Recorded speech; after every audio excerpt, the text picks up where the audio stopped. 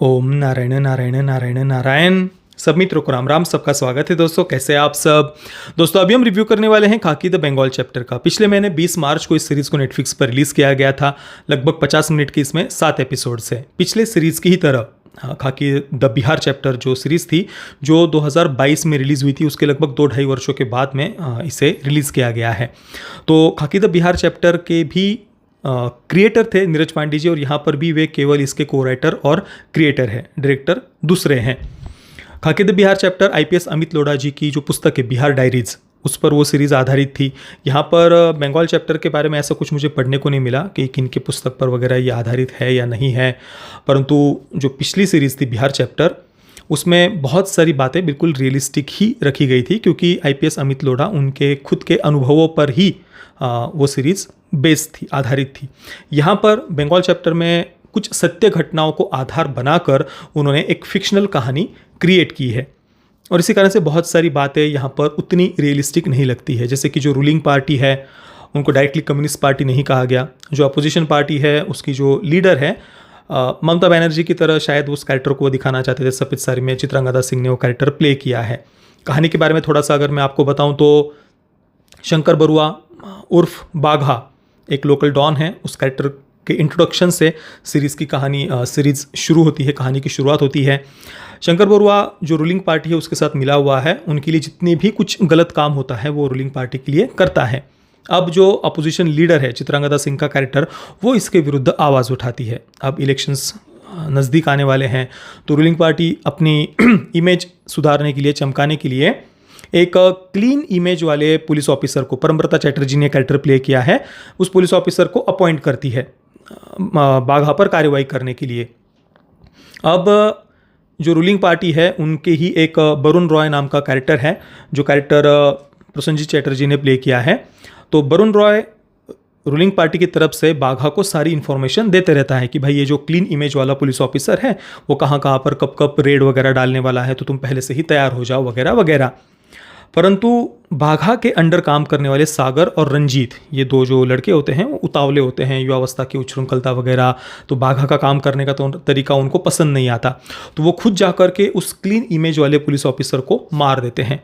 अब जो ruling party है, जिन्हें शायद वो कम्युनिस्ट पार्टी दिखाना चाहते थे, पता नहीं, जैसे कि मैंने कहा कोई रेड फ्लैग वगैरह कम्युनिस्टों का झंडा वो नहीं दिखाया उन्होंने। हालांकि उनका जो सिंबल है रूलिंग पार्टी का वो ऐसे मुट्ठी बंद हमें दिखाई देती है, तो क्रांति के सिंबल के रूप में वगैरह वो दिखाया है, ऐसा डायरेक्टली वो कुछ नहीं बोल रहे हैं। तो उस क्लीन इमेज वाले पुलिस ऑफिसर को सागर और रंजीत मार देते हैं। इसके बाद में हंगामा मच जाता है, बाघा को अंडरग्राउंड हो जाना पड़ता है, रूलिंग पार्टी का पूरा नाम खराब हो जाता है, अपोजिशन लीडर चित्रांगदा सिंह का कैरेक्टर सब तरफ मीडिया में आवाज़ उठाने लग जाती है। अब इसके बाद में एक और नए कर्तव्यनिष्ठ पुलिस ऑफिसर अर्जुन मोइत्रा को अपॉइंट करना पड़ता है रूलिंग पार्टी को, ताकि बाघा पर, उनके पूरी गैंग पर कार्रवाई की जा सके। इतने में ही बाघा की मृत्यु हो जाती है। अब इसके बाद में अर्जुन मोइत्रा को बहुत सारी बातें समझ में आने लगती है कि कौन इसके पीछे है, रूलिंग पार्टी में कौन इसके साथ जुड़ा हुआ है, और भी कुछ बहुत भयानक जो सामने बातें दिख रही है उससे भी ज़्यादा भयानक बातें पर्दे की आड़ में हो रही है, और इसमें कुछ बहुत बड़े लोगों का हाथ मिला हुआ है। अब इसके बाद में अर्जुन मोइत्रा फिर कैसे इन सब पर कार्रवाई करता है, सागर और रंजीत जो दोनों एक दूसरे के बहुत अच्छे मित्र हैं, उन दोनों में कैसे वो फूट डालकर ये अपना काम करवाता है अर्जुन मोइत्रा, यही इस सीरीज़ की कहानी है। देखिए ओवरऑल, जैसा कि मैंने पिछले पार्ट के रिव्यू में भी कहा था बिहार चैप्टर के, कि कहानी हमें एंगेज रखती है शुरुआत से अंत तक। बिहार चैप्टर के रिव्यू में मैंने कहा था कहानी एंगेज रखती है, ट्विस्ट और टर्न्स भी आते जाते हैं, कहीं पर भी हमें बोर नहीं करती सीरीज़। पर जो प्रेजेंटेशन है वो किसी टीवी सीरियल की तरह लगता है। जैसे कि आप देख लीजिए सेक्रेड गेम्स को देख लीजिए, है तो प्रोपेगेंडा सीरीज़, पर प्रोडक्शन वैल्यू देख लीजिए, प्रेजेंटेशन देख लीजिए, क्राइम थ्रिलर की दृष्टि से कुछ अलग प्रकार का प्रेजेंटेशन हमें देखने को मिलता है, प्रोडक्शन वैल्यू काफ़ी ज़्यादा देखने को मिलती है। पर बिहार चैप्टर में भी वही प्रॉब्लम था कि जो प्रोडक्शन वैल्यू है वो काफ़ी कम लगती है, किसी टीवी सीरियल की तरह प्रेजेंटेशन लगता है, और वही बात यहाँ पर बंगाल चैप्टर में भी फील होती है। पता नहीं इसके पीछे का क्या कारण है, परंतु नीरज पांडे जी का पुराना जो कंटेंट है, जैसे कि आप स्पेशल 26 देख लीजिए उनकी, या फिर बेबी देख लीजिए, वहाँ पर प्रोडक्शन वैल्यू बहुत बढ़िया दिखती है, प्रेजेंटेशन बिल्कुल कुछ अलग नयापन हमें उसमें देखने को मिलता है। पर नीरज पांडे जी के द्वारा डायरेक्ट किया गया पिछला कुछ कंटेंट अगर आप देखेंगे, जैसे कि औरों में कहाँ दम था को आप देख लीजिए, सिकंदर का मुकद्दर देख लीजिए, पता नहीं वो कुछ टीवी सीरियल टाइप ऐसा प्रेजेंटेशन लो बजट में जैसे वो कंटेंट उन्होंने बनाया हो ऐसा ही लगता है। हालांकि मुझे पर्सनली औरों में कहाँ दम था पसंद आई थी, एक मैच्योर लव स्टोरी थी। सिकंदर का मुकद्दर भी मुझे पसंद आई थी, बहुत बढ़िया फिल्म है, अगर आपने नहीं देखा है तो उसे भी आप अवश्य देखना।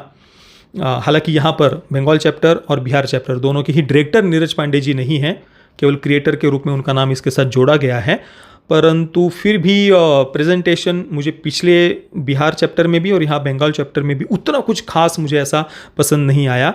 जस्ट एक टीवी सीरियल के रूप में प्रेजेंटेशन है, और जो हम क्राइम थ्रिलर ड्रामाज जो देखते हैं उसी प्रकार का सिमिलर टाइप कंटेंट ही यहाँ पर देखने को मिलता है। कुछ नयापन नहीं था सीरियसली बंगाल चैप्टर में। हालांकि बिहार चैप्टर इससे थोड़ी सी ज़्यादा मुझे पसंद आई थी, वहाँ पर कैरेक्टर्स वगैरह थोड़े ज़्यादा इंटरेस्टिंग मुझे लगे थे। यहाँ पता नहीं क्यों उतना ज़्यादा कैरेक्टर्स के साथ में एंगेज नहीं हो पाया। ऐसा नहीं कि सीरीज़ ने मुझे निराश किया, परेशान किया, ऐसा बिल्कुल भी नहीं है। Overall one time watch series है। अगर आप देखना चाहें क्राइम थ्रिलर सीरीज़ आपको अगर पसंद है, पॉलिटिकल ड्रामास पसंद है, तो आपको बंगाल चैप्टर भी पसंद आएगा। परंतु कुछ बहुत ज़्यादा एक्सपेक्टेशंस मत रखना कि कुछ अलग आपको बिल्कुल नया ऐसा कुछ देखने को मिलेगा, ऐसा नहीं है। एक सिंपल प्लेन कहानी है, प्रेजेंटेशन भी उसी प्रकार का है, तो जस्ट एक बार अगर आप देखना चाहो तो देख सकते हो। पर बिहार चैप्टर से थोड़ा सा इसे मैं नीचे रखूँगा। तो मैं खाकी द बंगाल चैप्टर को दूंगा 6 out of 10 stars. Parental guidance की कोई भी आवश्यकता नहीं है, क्योंकि बच्चों के साथ में देखने जैसी ये सीरीज़ बिल्कुल भी नहीं है, क्योंकि वायलेंस है, स्ट्रॉन्ग लैंग्वेज है, तो परिवार के साथ या बच्चों के साथ देखने जैसी ये सीरीज़ नहीं है। बाकी जिन मित्रों ने इस सीरीज़ को देखा है, आपका अनुभव कैसा रहा मुझे आप नीचे कमेंट में अवश्य बताना। ये वीडियो देखने के लिए आप सभी मित्रों का बहुत बहुत धन्यवाद। जय श्री राम, वंदे मातरम।